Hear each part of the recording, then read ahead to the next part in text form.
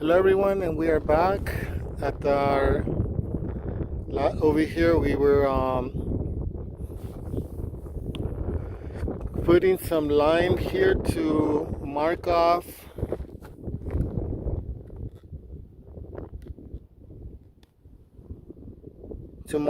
the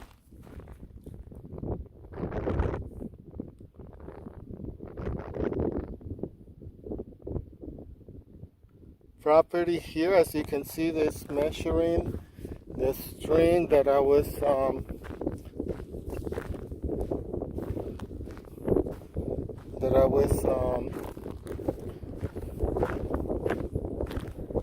putting on here to mark off the property boundary.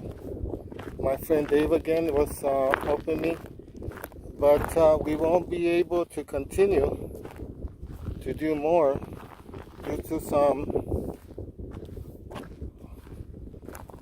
to some unexpected things that they had to do. But anyways, as you can see here, we were measuring it, and you can see a lot better. You can get an idea from what I measure with the roller. It came up to 329, around there. And once we put the other measuring string on the land here, I think it's going to stand out more. But leave your questions, comments. I would like to get your input because we're still debating on whether to put metal square posts and put the wooden panels versus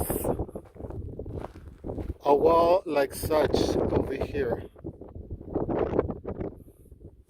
I was doing some price checking about that, and for these walls here, they are around 5'7". These brick walls, and I got some input. I got a quote on the wall if it was to be made halfway, like 3 feet 4 inches high.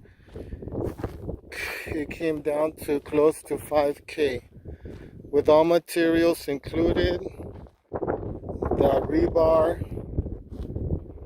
and the cement. So the idea is either putting the post, which would be 4 by 4 by 8 foot long posts, inserting them at a 8 foot length, because the panels would be 8 feet long.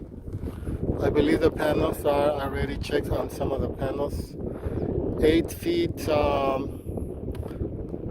2 inches wide by 8 height by 8 foot long.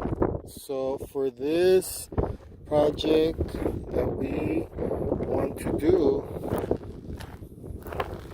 I believe we would need around 41 posts. This stands at 8 feet each, and I was talking about it with my friend earlier today before I started doing this video. So if you guys have any thoughts, please leave them in the comment section. We'd really appreciate it. Again, thanks for watching.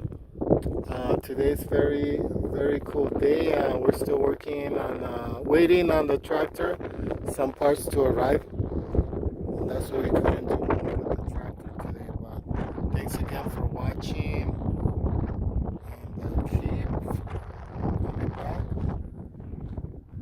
And hope to hear some comments from you guys soon. Again, thanks.